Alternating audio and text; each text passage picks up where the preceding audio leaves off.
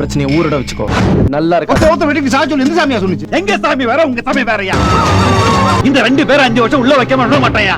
தீராத பகை கொண்ட இரு கிராமங்கள். என்னம்மா வயசு பொண்ணு நெத்தியில குங்குமம் இல்லாம இருக்கே? இங்க கொடுங்க, நாம இங்க. எனக்கே வேணும். நீ உன் சாமியை கும்பிடு, நான் என் சாமியை கும்பிடுறேன், அது போதும். இருவேறு மதங்களைச் சேர்ந்த இருவருக்குள் மலரும் காதல். இன்னைக்கு நான் பார்த்த மாதிரி வேப்பங்குளத்துக்காரங்க பார்த்திருந்தா 2 பேரும் அடிச்சுக்கிட்டு நிக்கும்.